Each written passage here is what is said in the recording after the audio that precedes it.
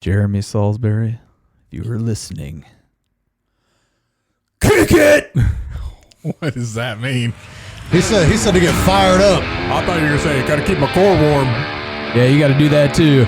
Ladies and gentlemen, welcome to the Hardheaded podcast, the only practical and realistic podcast in your inbox. Hey! With me is always the legendary Matt Amos. To my right is always Chet Sears, and I am Troy, 3-Shot Trussell. Today, we are going to start out with what's on your mind with Mr. Chet Sears. All right. Here we go. What's on my mind? I was recently at an amusement park with my family. I've got 2 issues that need to be addressed. Only 2? That need to be addressed. All right. Let me tell you what. The motorized scooter cart rentals, out of control. It's out of control. There are more. It's like I'm in the Villages retirement community in Florida, but it was at Disney World. They're everywhere. The horns are honking. They go fast. So they're like faster than everybody walking with them. And I'm okay. If you're a person, maybe a senior citizen that has a problem getting around, but the number of 30-year-old, 40-year-old adults with no visible physical impairment, especially like after they park it to get up to get on a line, it's got to stop. There's way too many carts around. It's ridiculous. It's bad. But it's a way to see more rides quickly. No, it's not.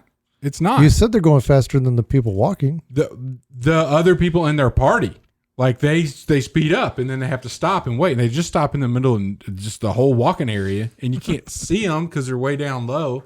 And then they're going around honking all their stuff and parking them in places they shouldn't be parked. So what do these things look like? They're not like scooters? No, it's the little rascal. Like, there's a whole Seinfeld episode about this, by the way. Of course there is. Yeah. But, yeah, man, like the hover round, like those, they rent them. Like you could rent them when you go in the front gate. Really? Ooh, yes. I'm on that list. I would be okay with that. I'm getting to all those rides first. I'd be so okay with that. If I didn't have such a distaste for large crowds. Well, I'm telling you, it's even worse. There's 2 things. That, and I may offend some people with this one, but if your kid's in diapers, they should not be at an amusement park. If your kid will not have a memory from their time there, then you shouldn't be there. There's way too many. I went to the bathroom, and there's a dad in the bathroom changing the diaper of like a 10-pound baby that was born last week. Like, no, there's no reason. What if they had this trip booked out during quarantine and they had to reschedule it, and then they had a quarantine baby, and then they couldn't reschedule the reschedule, so they were just like, screw it, we're going. Don't go. You're putting your baby's life at risk. It's just, it doesn't make sense. And I'll even out of diapers, that toddler, there are so many meltdowns. I heard more babies crying at Disney World and more kids and toddlers just crying, losing it than what you'd see at like the NICU or babies being born, whatever. Oh, yeah. Just people crying all over the place. Excuse me. God bless you. He picked up some COVID down there. Maybe I did from a baby. All these babies running around. No, our kids are said not to really spread it. They're lower to the ground. And I'm not trying to like. They're at dining restaurant level. It's good. Yeah, the scooter people. That's awesome. They're all of them, babies, kids, people in motorized scooters. They're all below the mask level. But in your kids, like the ugly side of a parent comes out when their kid loses it in public. Oh, hands down. So much ugly. I mean, so many parents that lost their cool because their 3-year-old didn't want to get on a ride, or their 3-year-old was hot, or their 3-year-old or 4-year-old, some 5-year-olds just not having a good time. And as a parent, if you're putting that investment into everybody being there, you're upset when your kid gets upset. And why can't you get it? I know I've been there I know how it feels when you want your kids to do something. But I literally saw a dad shoving a kid like through the little, when you get on a roller coaster, they got the little stalls right before with the little doors. And you may not know because you hate people and don't go to amusement park. But, would you like to elaborate on that, like Matt? they're like, hey, father, son, you need to go and the kid's like, 5 or 6. Right. You need to go install number 2. And so we're in the line right there. And that kid's like, Dad, I don't want to go. He's like, get on there, son. And he's like, no, Dad, I don't want to go. He's like, you get on that roller coaster. And starts to shove him. And the kid literally did all 4 things against the wall. Like, no, don't shove me into the little stall. Like the cattle chute, they're about to. And I'm like, this is not cool. Like, don't. The kid shouldn't even be here in the first place. And then you're like, you better ride all the rides, kid, because I paid for a ticket, And I'm like, this is not good, parents. We got to stop this. Like, so maybe we need an age limit.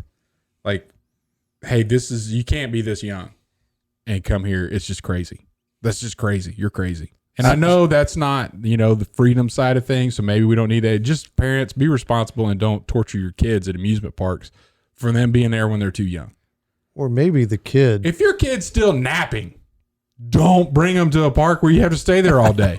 Like, that's a bad idea. So, maybe, this is just a bit, I'm theorizing here. What was the lady who designed the cattle chutes that was autistic? They made a whole movie about her, and it's a phenomenal movie, and I cannot right now remember her name. Not going to know. Did it have Wars at the end of it and started with Star? No, it did not. And He's not going to know. I have no idea then. Anyway, but she basically redesigned cattle chutes because cattle were afraid of going down these chutes, and so she redesigned basically the cattle industry to get cattle to move more easily. And she was autistic, but maybe if we put her expertise in these chutes at these roller coasters, maybe kids will be more inclined to. They don't want to be there. Move on down. It's not just a roller coaster. They're tired of being there. They're just tired of being there. They're tired. Stayed up way too late. Got up way too early. It's hot. They're in the sun. There's nowhere to sit. But that's my thing on a vacation is trying to pack too much into a short amount of time. Hey, just enjoy your time.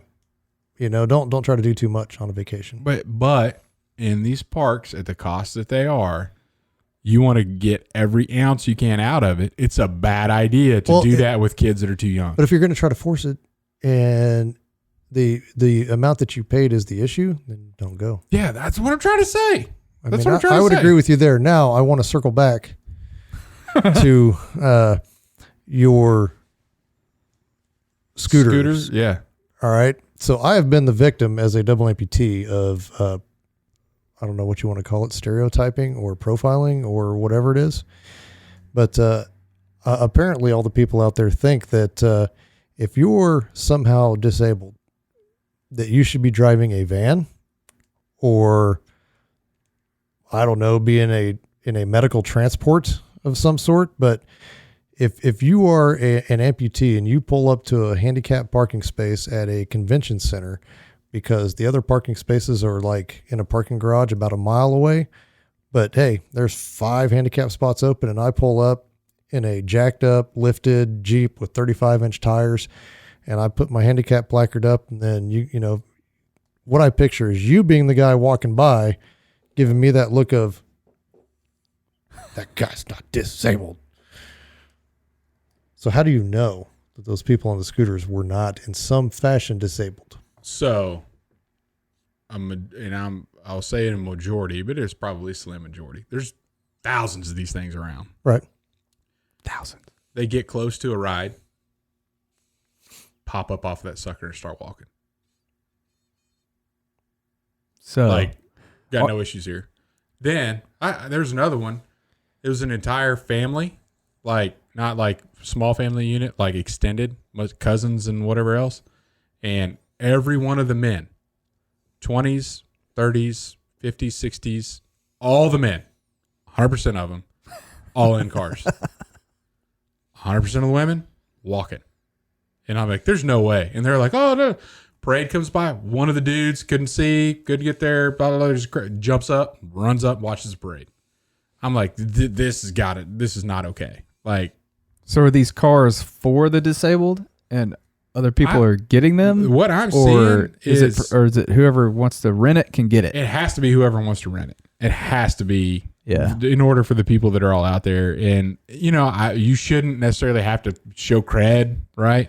But just as a society, like it's what's that show where they're all you don't even like, have to show cred to vote, you know? I mean, why would you have to show cred to get a scooter? Yeah. At an amusement everywhere. park. I got permacred. And then like the horn honking. Like sometimes they're just and they're going faster than anybody could walk. And then they're like mad that that you're in their way. And they're like honking their horn. And that's exactly what it sounds like, by the way. So is it kind of like when you're walking through the airport and the luggage cart or the carts taking people? Those things are huge and you need to get out of the way in the airport. But they're everywhere. And then, so you're conditioned to hearing a horn and, I need to get out of the way because it's, you know. But then there are other times where it's like a grandparent, and I understand grandparents, if you can't walk 10 miles in a day because, you know, go get a cart. But don't put your kid on your lap and let them honk the horn while you're driving around the park the whole time. Because that was going on all the time too. I'm like, I got to get out of the way. Oh no, it's Grandpa and Junior that's 3 years old that thinks the funnest thing to do at Disney World is to honk the horn on the scooter. Like, you know, I'm like, it's got to stop. That place sounds like an absolute nightmare. It is. I can't wait to go. Would you? I'm gonna get really excited. Oh man, that weekend I'm busy. But I did find out, Matt. I want you to go with us next time we go. Absolutely not. Because he just wants to use you. Yeah, dude. You want to get the front of the line? Yeah, you get to the front of the line. You do. That's the like, benefit. come on, man. Come on. I mean, I'll call you my little fast pass. So I will be in agreement with you with a parent of 5 kids. Yeah. With the oldest being 10. I mean, my wife and I have talked about going places and just bringing the 10-year-old and the 8-year-old and leaving the other 3 with somebody else, like my sister. What? Yeah, and just going and enjoying something like Disney World or wherever, just so we don't have nap time and meltdowns and dirty diapers and all that. Yeah. So I can get behind that. I'm not going to spend $10K, $20K, whatever it is to go to Disney World with 7 people and have to babysit my 3 little ones. Yeah. You know, be a parent the whole time. And not enjoy try to get them it. all And not agree enjoy on it. something. And, Right, yeah. Oh, dude, I'm telling you. I'm with you. I heard more crying and saw more kids break down and more parents and I've been a parent. I'm still a parent.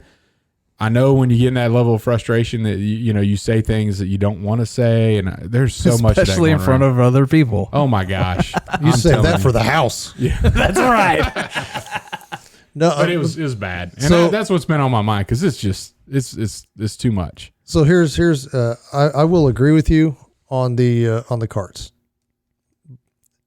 because I've been the victim on both sides. Now, however, I don't go to amusement parks, but I go to the airport a lot. And nothing gives me more joy than to see those people get off the plane and onto that cart and they take off. And then I just start walking. And then I walk right by them. And then as I'm walking by, hey, how you guys doing? Enjoy that ride there. And then just keep going. Yeah. Because then maybe if they are not physically disabled in some way, because you don't know if somebody's got a heart condition, you don't know if somebody's going through chemo, Right. you don't know, all these things. So I don't place judgment on anybody. So I just give them a greeting. Hey, how you guys doing? Hey, have a good day. And just keep on going. And then maybe that person that is faking, that's just like being lazy, be like, oh man, I'm a real turd of a person. Maybe next time I won't get on this cart and actually walk. That would be great. And I'm not able to do that with anybody in an amusement park. And I do know there are people that need them and I'm all for them using them, but gosh. Going back to being like, so that story about the old man actually happened. I was at a convention here in town and it was at Century 2 and I pulled up to a handicap spot, and I had my Jeep at the time, which is jacked up, 35-inch tires. You know, it's not a typical car that you look at and think, oh man, you know, there's probably a disabled person that drives Right. that truck or drives that Jeep. Mm-hmm. And so when I pulled up into that spot, I mean, that old man just stopped, looked straight in my window, and just gave me this utter look of disgust, like that I was just taking the spot. And I was like, I've got a blue placard, buddy. It's not a red one. Okay. It's not the temporary. These sons, Don't discriminate against the placard colors. these sons of guns ain't growing back. Right. Bam. And, but he gave me this look and then just kind of shook his head and just kind of, I could see him visibly mumbling words, but I couldn't hear it. Yeah. And I was like, I'm going to get out. I'm going to confront that son of a gun. And so I threw my Jeep door open and I hop out and I'd walk up on the curb. My dang leg fell off. And I couldn't catch him. And I was like, this is perfect. Now, if he looked back right now, he'd probably feel like a complete jerk. That'll show him. But I get the same thing. I mean, and so that's why I'm just saying, you know, when you're going out, you know, I never judge anybody if they're getting on a cart or they're, you know, riding a scooter or whatever, because, you know, if I'm wearing pants, you know, I don't look like your typical disabled person, but you know, here I am, you know, so that's why I try to wear shorts everywhere I go. So it's like, hey man, if I park in a spot, it's because, man, I really don't want to walk that far. Yeah. Like I've had enough today. You know, shoot, even out at, you know, when I was out in Florida a few weeks ago, within the first day, standing up and going from Kansas weather to that Florida weather, I think there was probably almost a 100-degree temperature difference from when I left to when I got to Florida. And I didn't check my leg at all. And when it gets hot, the liner wants to slide down. Well, when it slides down, I have vacuum on my left leg. And I never check it because I just keep going and going and I don't notice it. But at the end of the day, I had a blister on the bottom of my leg. And I was like, oh, this sucks. Yeah. And so when we went to town, you need to not be on it as much after that. Let that heal. well, no, I just suck it up, dry it off and say, don't be dumb next time, because it's all user induced. But when we went to the store, because I was looking for a particular drink that apparently Florida doesn't have at all.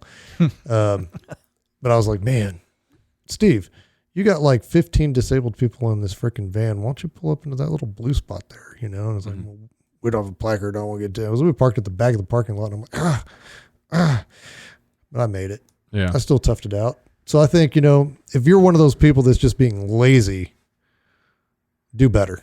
Yeah. And if you're one of the people that need them, then get them. Don't be ashamed to use it. Yeah, absolutely. But you shouldn't be popping off that thing like you're ready to run in a sprint just to get to that shopping deal or whatever else. Yeah. Well, when I go to that is one of the things when I go to the grocery store and you see the people jumping on those carts or the little buggies, and then they stop and then oh man, I got to catch my ride. Yeah. Yeah. Boy, you got healed. You got healed quick. Yeah. Anyway, so that's what's been on my Praise mind. the Lord. Yeah. It's a miracle. All right. Well, let's jump into our top 3. Do you want to take a break first? Yeah, let's do that. All right, let's take a break. You could have politely said no. Let me circle back. Think about that. Oh, yeah, break. We would like you to go over to admiralspennant.com and purchase your bearded loved one in your family some wonderful beard oil that I've been using since Admiral's Pennant was founded 2015. in 2015. 6 years of beard oil. I still have all my bottles that I keep. I don't know why I can't throw one away, but They look good. yeah, they're good decorations. after a while, Well, you start getting that oil on the side. you get the oil on the side, then next thing you know, it just doesn't look as good. But I still hadn't thrown it away yet. Couple of my favorites, 1843, 1815 is the one I wear the most. And then there's a 1700s one that I really like too. 1783. 1783. Cedar, sandalwood, and tea tree. That's the one. It's good stuff. So I actually got Admiral's Pennant beard oil for Christmas, a Christmas present this year. That's a good gift. It is. And so if you're not bearded, you should be gifting them. If you're bearded, get it for your beard. I agree. Your life will be better. Gift away, admiralspennant.com. Welcome back. Thank you for that word from our sponsor. So we're going to jump into the top 3 of the day. Don't forget to put your top 3s in the comments and join the conversation. So Now, is that a hashtag? hashtag join the conversation. Yes. I just learned that. Yeah. We're going to make it famous. Hash brown. Right. Do that hash brown thingy. Chet, why don't you start us off with the top 3 fruits? Top 3 fruits. Troy. I should not be on that list. You're not. You're not. All right. Number 1. What order am I supposed to go in? Gosh, it just drives me crazy. Y'all go from do your number 1 first. Like that should be like drum roll, please. Okay. And you number should 2. Starting in the middle. I like it. Thinking outside the box. Hey, E equals MC squared. It's Haitian mango. So, and you're gonna find a connection with all my fruits. Is all of them or yellow? No. Okay.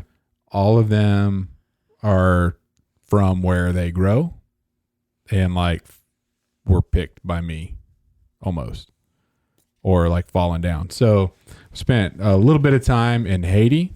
And mangoes aren't necessarily my favorite fruit, but I have found that and they have mango trees everywhere there.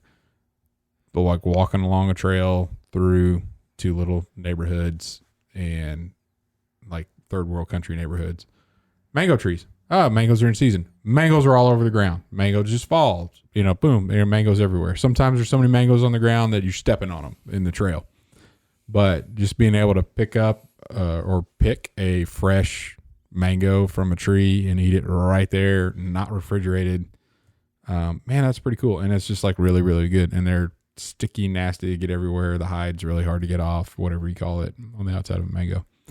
But man, it was so good when you eat it. And some of the Haitians that we knew, like one of the kids I was talking to is like, that doesn't eat every day. When mango season's there, it's a big deal. Like, how many mangoes have you eaten today? He's like, 13. I'm like, dude, wow, that's a lot of fiber. And that's all. He's full. Like, he actually had food to eat and all that. So pretty cool that we get to eat off the same tree. Didn't you have a stomach issue when you were in Haiti one time? Yeah, it wasn't for mangoes though. I was there when it wasn't mango season. It was bad. It was really bad. I got a few quotes from you in that trip. Do you? Yeah. It was bad. Number 3. I'm losing it. I got some quotes from him on a recent trip as well. Oh, man. You were texting some stuff about some intestinal discomfort. It was bad. So number 3, I was on a mission trip in South Texas, and one of the place we were staying that put us up, they had a orange orchard. That was one of the things they did on the side. They did a couple things on the side to make some money. One was store RVs for snowbirds. So, I had a covered area and all these fancy RVs that were parked there. So in the wintertime, people fly down from the north to get in their RV and just drive along the south. And the other one was they grew oranges. And so they needed some volunteers one day to pick oranges, and bag them and, sell them to some distributor. And dude's like, eat as much as you want while you're out there, as long as you're picking, Yeah. So, Eat while you work. Like 2 or 3, because these were almost the size of grapefruits, but navel oranges from South Texas, and just right off the tree, Man. Fantastic. Loved it. And then number 1, Hawaiian pineapple. So being in Hawaii and eating a fresh pineapple, and I like pineapple, eating pineapple, cut it up, eat it in the can, whatever else. But one of the things they said, and it could be complete fabrication by Hawaiians to make you want Hawaiian pineapples. But they were saying that the fruit doesn't continue to ripen after you pick it. So whenever you pick it, like, that stops. But if it's fully ripe, then it'll rot over time. So the stuff that they ship out of there is not quite ripe. It's before, and it doesn't continue to ripen after that. So what we were getting there was like it's ripe and pick that day, and it would just like melt in your mouth, and it was so sweet, no bitterness at all, just fantastic. So there you go. I remember eating it thinking, I didn't know pineapple could taste this good. Had no clue. And then started asking questions like, what the heck? And then it was like every time you get a chance, I'd eat pineapple while we were there. That is awesome. There you go. Got my mouth watering thinking about pineapple. Absolutely not. Well, I'll go next. What you got against pineapple? I don't like pineapple. I don't like mangoes, and I don't like whatever else you said. Oranges? No. You don't like any fruit, man. No, I like some fruits, I don't believe but none of those. whatever. I'm gonna support you on your list I'm glad you're going to be. whenever you give it. I don't know if you're going to completely support me, but we will see. All right. My number 3. Ooh, you're gonna build up to a drum roll on number 1. That's I'm so right. excited. I do that every week. I can't wait. I'm the only hardhead that does that every week. Yep. So number 3. You all right? Yep. Number 3. Mosquito bite. Oh, those suck. Number 3. Literally. Wow, this is going downhill fast. Yeah. Number 3 is a peach, but not just any peach. Ruston peaches. A peach from Ruston, Louisiana. That is the tastiest peach that you'll ever put in your In mouth. Kansas, everybody's like, ooh, Colorado peaches. No. No. Got nothing on a Ruston peach. The first time I ever had one, I was like, this is not a peach because this is not what peaches taste like. I don't like peaches. Yeah. I've had peaches in a can. I've had peaches, from Kroger or from wherever. Dude, you're singing a song. You've had peaches for free, millions of peaches. Peaches for me. That's right. President of the Moving to the United country. States. So yeah, but the first time I took a bite of a Ruston peach, I fell in love with peaches. Yep. So Yeah, and just so you know, and this is a while back when I lived in Ruston, the representative from North Louisiana brought Ruston peaches to the Capitol. And then, all the Georgia people are like, oh, the peach state, in Georgia. And then, people were like, dude, those Ruston peaches are better. Yeah. The whole they're phenomenal. government knew Ruston peaches were the best peaches. Incredible. And they have like a Miss Peach pageant. Oh, it's the peach. Yeah. That's The Ruston little peach. logo. Yeah. Number 2, strawberries. Strawberry fields forever. I love strawberries. I like to eat them. I like to put them in dessert. I like to mush them up and Make jam. drink them, make jam. I've actually never made jam, And but I like jellies. strawberry jam and jellies. I like it all. Mm-hmm. Anything that have to do with strawberries. Strawberries have one of the biggest differences between, oh man, this one's no good, and then when they're good, they're good. Yeah.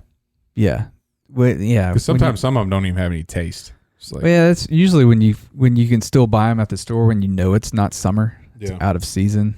Those are just manufactured strawberries, I think, because that's kind of what we're eating right now at home. But we buy them all the time because the kids will eat them whenever. Yeah. So yeah, love strawberries. Strawberry shortcake, favorite dessert, hands down. So number 1 is limes. And the reason they are number 1 is not necessarily because of their taste, but they do taste good, but they go with so many different things. They go with beer. They go with Mexican food. You can put them in desserts. You can use their zest in baking. There's just so many things you can do with limes. What is zest? Zest is when you shave off the peeling. The rind. Is that what it's called? That's called lime zest, or you can do it with lemons too. And oranges. Orange zest. Any citrus fruit. Very well. Yeah. Noted. Shaving off the peel is the zest. All right. Sounds disgusting. It's delicious. It can enhance something pretty well. I'm a big fan of the squirting a little lemon over a street taco. Lime, you mean? Lime. Yeah. Limon. Limon. Yeah. Yeah. So, Matt, I'm anxious to hear these three fruits. Let me tell you, the lime flavored chips. Oh, I'm a yeah. fan of that stuff, too. Yeah. See? It goes on chips. No. I was in Costa Rica one time and had some lime flavored dried bananas. Mmm. Banger. Yeah, plantains or whatever. Go ahead, Matt. I'm fully prepared to support you in your list here. All right. I'm excited. So number 3. Thank you. I'm going to build Thank you. to number 1. All right. All right. Number 1, which is number 3, however you want to say it, chili peppers. Are they a fruit? They are a fruit. Or So jalapenos, all of your hot peppers, all the pepper family are actually fruit. Like a bell pepper? Like bell peppers are actually fruit. So Chili peppers are fruit. it grows as well. from above the ground and it flowers and it has And seeds. inside. Which chili pepper, though? That's too broad. That's like saying Pretty- citrus. Before all my stomach issues, it would pretty much be the hottest ones that I could find. But to date, my favorite chili pepper for breakfast in the morning for eggs is I would chop up a Scotch bonnet, which is, I can't remember, so I think it's in that 70 to 80,000 Scoville unit range, and put that in my eggs. The ghost peppers were extremely hot, but their flavor is actually phenomenal. It's kind of got like a little smoky flavor to it, and I really love that. And then my go-to for family cooking was serrano peppers because they were just a little bit hotter than jalapenos, but the family could still handle it. Yep. I love. I grew Thai peppers. I grew 7 pot peppers, which are kind of Scotch bonnet like, and grew ghost peppers and Trinidad scorpions. Oh gosh, you're crazy. And then I like it. But however, I mean, kind of like when you're watching Hot Ones, how the 7th one that they give you, which is the one from Kansas called the Bomb, is the one that gets everybody, but it's not the hottest Scoville rating wise. Right. Because usually they breeze through the last 2 after they've had to bomb. Yeah, and the last one's like 2 million Scoville units, right? So the red Savina is the same way, and the red Savina is like this little itty bitty pepper about like that. And I can go eat a ghost pepper and have no issues whatsoever, but I bite into that red Savina, which is way less than a ghost pepper, and it literally felt like somebody had an ice pick stabbing my ears. Like I never knew where they got those, when cartoon animals or characters eat a pepper and then they got the smoke coming out of their ears. Yeah. I never knew what that was until I had that red Savina, and it just literally felt like somebody was just jabbing my ear with an ice pick. Nice. Terrible pain and no real taste to them whatsoever, but I would still add them to eggs or whatever dish I was making. I would just kind of chop them up because it would kick that heat up instantly with just one. Yeah. So that would be number 3. I like it. And I love hot peppers. I grew a bunch this past summer. I mean, and it kills me not to be able to have them just with the stomach stuff. If I eat that stuff now, it's bad news. Number 2. I know this should have been number 1 on your list. Olives. Oh, okay. I'm not supporting charcuterie. They go great on a charcuterie board. No. Yeah. I love olives. I love olives. You guys are green crazy. olives, black olives, it doesn't matter. Love them all. Stuffed olives, doesn't matter. Nope. I can eat those all day, any day. Chet doesn't like them, because they leave a residue everywhere if they fall on something, I found this out, actually. He's kind of whiny when it comes to black olives. Yeah. Yeah, he is. What do you want on your pizza? Anything with black olives. That's what I'm getting. Black olive pizza. You'd have a double black olive pizza, please. We went up to hunt buffalo up in Montana, and I was like, well, there's no. We're in the country. We were far from civilization. Pretty far. There's no like grocery store that you can get to, and then if it snows, there's just no way you're getting there. And so I was like, well, we better stop and just get some food that we can make and just heat up, that we really don't have to work for, that we can just kind of throw in the oven. So we stopped at Papa Murphy's, and I'm not a Papa Murphy's aficionado whatsoever, but I was just like, hey, let's get that one. After, hey man, what do you like on your pizzas? Man, I'm good with just about anything. I'm just not a fan of black olives. I don't like mushrooms that much, but I could pick those out. But black olives leave black olive was there. Residue. That's what he says. Leaves a residue. So when we got up there, come to find out, we get back everything you ordered, but one. Yeah, I mean, I basically just tuned him out as soon as he said I like everything. I was like, oh, sweet, that one. And what was funny is these pizzas that we got, 3 out of the 4 had black olives on them, and we're not talking just a few black olives. We're talking like. They made these like I like my pizza with just tons loaded. You couldn't. It was bad. If there was loaded black olive pizza, these were loaded black olive. It was like pizzas. that guy used to work at Taco Bell and be the guy that put the sauce in your bag. Oh, yeah. And he's like, "Oh, I'm gonna treat olives like it's Taco Bell sauce," and there's like, just kept pouring it on because nobody wants black olives on their pizza. Like, yeah, if somebody ordered it, we better put it all on here. No. Nobody wants pineapple on pizza. Everybody wants black olives on pizza. No. I like pineapple on pizza with Canadian bacon. You would. Canadian bacon and pineapple. You're one of those. No, I'm not a anti-pineapple guy.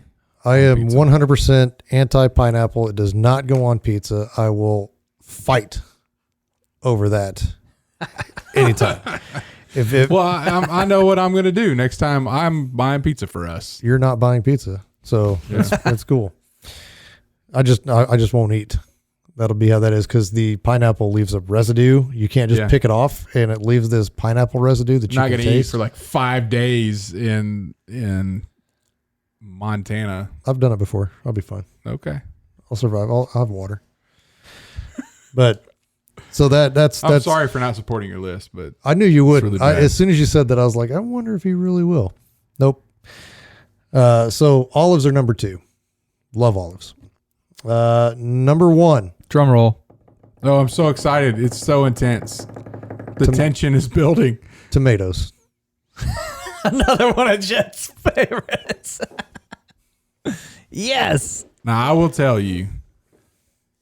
I have to leave the tomatoes off and the olives off of the 7-layer dip if I want Chet to eat it. No. I have made it known. Your family found out about it when I'd come over for Sunday dinners at your grand's house. And she's like, what do you want on your salad? And I'm like, well, if you leave the tomatoes off, then that'd be great, because I'm just not a big fan of tomatoes. Well, then it's all of a sudden it's like, whoa, we can't make anything with tomatoes in it because Chet's going to freak out. But like if I order a burger, I don't go to the trouble to say, hold the tomatoes. Like, yeah, put them on there. I'll eat them. It's okay. And then like those cherry on the vine tomatoes, you know what I'm talking about? The little ones? Yeah, cherry tomatoes. Those are awesome. Well, there's some that are still on the vine. Like there's a box of cherry tomatoes and then there's like the on the vine. Like the one that they just picked off the vine and put in the box. Yeah, but still on the vine. Yeah. Like those, they're very flavorful and I'll eat those. A good homegrown tomato. Those are the I'm best. okay with that. You can't beat those. But I'm not a fan. Like if you had them on your 7-layer dip, I'd still eat that. If you ground up a bunch of olives and put it in there, I'm just going to avoid it. Like that's, but I'm okay. I mean, I really think that tomato is probably the world's most popular fruit because it's used in it's used in a lot of stuff. I mean, it's in your pizza sauce. It's in ketchup. It's in spaghetti sauce. Ketchup, Ketchup. So every time you have burger and fries, and you got the tomato and the ketchup, if it's real ketchup. Yeah. But I mean, I love it on almost everything. And then like you were saying with the garden fresh when it comes out of the garden, you just get that super good, I'm okay with that. really good tomato. Rich flavor. Salsa. Yeah. I mean, of course, I'm a salsa guy. Oh, yeah. So stone salsa, I meant to mention that when you're talking It about doesn't have serrano tomatoes? peppers. It does, and it has serrano peppers instead of jalapeno. It's a fantastic salsa. When I used to make all my own fresh salsa, that's what I would use with serranos in that. No, I'm with you there. I also found out, you know what you get when you rub ketchup on your eyes? What? Hindsight. That was a dad joke that I heard today. Yep. Nice. Why is a nose not 12 inches long? I don't know. Because then it'd be a foot. Come on, man. I heard that. Where did I hear that? I got that I one. heard that one the other day. Everybody that I told that to got it except you today. I was just first one. helping out our listeners. And you at one point quoted Einstein for your good night. Well, and I didn't know that peppers were fruit either. So there you go. You're welcome. Thank you. I'm okay with Knowledge dropped. So you brought up Da Bomb when we did our chicken wing challenge for the Live Local channel. Da Bomb was our last one because we knew it was just going to hurt us from all the other ones, and it hurt. Have you ever tried it? I have not. Yeah. So we were just pouring our sauce, our hot sauce on the chicken wings, and our special guest Jillian Carroll was doing it. Well, she grabbed the Da Bomb, and it kind of like spilled out onto the chicken, and she was like, "Well, when in Rome," and passed it to us, and of course we couldn't chicken out, so we just dumped as much as she did. Oh, Yeah. Oh, And man. we ate it, and it killed us, man. And she almost puked. It was awesome. So Well, and see, on some of those, I'd have to look at the ingredients because I've never actually seen a bottle of Da Bomb. But a lot of those sauces use just straight capsaicin oil in order to make it hotter than what it really is, instead of just actually using the natural which is pepper. the stuff they use in pepper spray. Yeah. I mean, but it's Yeah. so it's an extract that is super concentrated that makes it so much hotter. And so on hot sauces, I tend to like the ones that are natural instead of augmented with extract. yeah, well, Da Bomb is natural, just it's there like to Admiral hurt. Spending beard oil, all natural. Yeah, I mean, I'm just He an all doesn't like natural. augmentation or concentration. Nope, all natural. All natural. Well, Da Bomb is, I don't know if it's all natural or not, but it is not. There's no flavor. Like- it's just there to hurt you. The hottest hot sauce I've had was Dave's Insanity. I don't know where that falls on anything, but it was painful. I didn't enjoy it. Is that Kansas City, Dave's? I don't know. All I know, it says on the back, don't eat it if you're pregnant, if you have heart issues, and it's also a good tool to use to remove driveway grease. So There was one that I bought at a hunting show here in town that is probably up there with the hottest sauce that I've ever had, and I don't remember what it was called, but that was straight fire. oh yeah. Yeah. But Anyway, tomatoes, yes. I'm with olives, you. yes. I would have. I Chili would say peppers, that yes. you're probably right on tomatoes being one of the more popular or the most popular. I think it is the most popular fruit. Yeah, I mean, because that's one of the things. If you're going to plant a garden, that's one of the Easiest things to plant and grow. Yeah. Tomatoes. But I don't like I don't like your traditional what everybody thinks of fruit. I just don't like it. I don't like bananas. I don't like apples. I don't like oranges. I don't like peaches. I don't like mangoes. They don't like you I don't either, like so it's plantains. I don't like jackfruit. I don't like passion fruit. passion. I don't like any of this stuff. It's because you're sweet enough, Matt. I am. I don't need any more sweetness. Plums. You don't like plums. You don't even like it when people eat plums. No, matter of fact, maybe that's what it is. I have an aversion to people eating all of it, and so it's just turned me off Yeah. to all fruit whatsoever. Yeah. People eating bananas, it gets caught on the top of their mouth, and you hear 'em. Oh gosh. You know what I mean? Need to see that. Can't stand it. Ugh. Ugh. He's a phony. All right. We need a good word. Who's got it for us today? It's Matt, and it's not good about fruit. That's for sure. No, it ain't good. It ain't good for fruit. But I talked to you earlier today about what was on your mind, and I thought it was going to be more about kids and parents with their kids at the amusement parks. And so, I went back and I went to Proverbs 22:6, which says, "Train up a child in the way he should go. Even when he is old, he will not depart from it." And I thought it was going to relate more to what you were saying, but I think in today's day and age, with the impact that social media has on our kids, with the computerized world that our children live in, because our generation, maybe not yours is a little bit older, but yeah, and wiser. Only with age. Maybe, but our generation kind of is the generation that was introduced to that world, but we only got half of our lives with it so far, right? So our formative years weren't spent on a computer, but now the kids are on a computer, and I think if we as parents need to take a more active role in raising our kids right, telling them what's right, instead of them seeing and being told what's right and wrong online, and being that beacon for them, and not letting TV and the media dictate to our child the way that they should be. And we need to teach them that and set that example for them, so that later in life we have more people with more compassion, more common sense than what we currently have right now, and what I see with some of these kids and what they're whining about.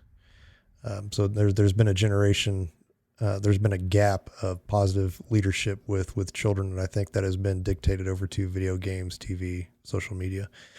And so I think in order to form a more perfect union, and in order to have a more wholesome and well-rounded family, I think that the parents need to provide that leadership to those kids in order to get them to grow up and pass those on down to pass those values onto their kids and keep that tradition going. Yeah, ultimately, it's a verse about parenting, not about being a kid. It's there's an active role. We parents are responsible for how those kids turn out. Yeah. No, absolutely. And, I've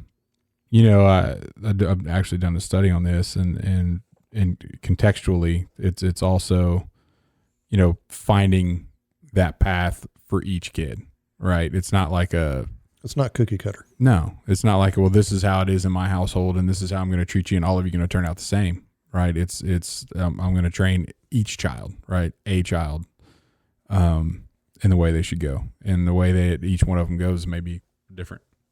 Yep. Especially from even an apprenticeship perspective, it may be a different area, a field, or a avenue that a kid's going to go down that's different from their siblings. So you got to be intentional about each kid that you have, and stick to it the whole time. And when they're old, if they've stuck to it that whole time, they're not going to walk away from it then. Yep. That's a good word, man. I like it. I just think we can do better as a nation, but it starts with the parents. Starts with you. Starts with you. There we go. Coffee and donuts. Let's do it. We still need to talk about that at some point eventually, but maybe next time. I'm missing you guys. Coffee and a donut? Oh yeah, you got to sit down and have coffee and a donut. Maybe we did talk about that already. I think we did. Yeah. Yeah, we touched on it. Yeah. Sit down, have a coffee and a donut with your kid. Yeah. 5 years old. Have a cup of Joe, kid. Yeah. And if they don't, then you like, hey, I'm going to take you to Disney World and like embarrass you in front of everybody by yelling at you and losing my cool. And then I'm going to get behind you and honk at you in my scooter. Yeah, you did. You made a valid point though for parents of multiple children. Each child, you have to take that time and take one-on-one time with each kid. Because when you keep doing disciplining and training and all that stuff in a group setting, it just doesn't go over as well as when you spend adequate time with each child one-on-one. Yeah, and it's like going to school and having the teacher up front teaching everybody the same thing, and then having a tutor. Yeah. To individually cater to the way that child learns. Right. Yeah. Parents are the tutors. That's right. Toot toot. And on that, Get us some music. Ladies and gentlemen, kill this thing. Hashtag join the conversation. I just said that because Troy said he was having digestive issues earlier. Drop us a line at hardheaded.com. Contact us. Wait, what's our Hardheaded podcast. Hardheadedpodcast.com. That's right. Hardheadedpodcast.com. You can find us there. You can drop us an email. Go to the contact page of our website, hardheadedpodcast.com. Don't forget to hashtag join the conversation. We want to hear from you guys. What do you want to hear us talk about with top threes and what's on our mind? Tell us what's on your mind. Give us a good review. Don't forget to like and subscribe. Give us a rumble. And we'll see you next time. Glad you got all of that out. And thank you to Admiral's Pennant for being our sponsor for this episode. Yeah, those guys. Yeah.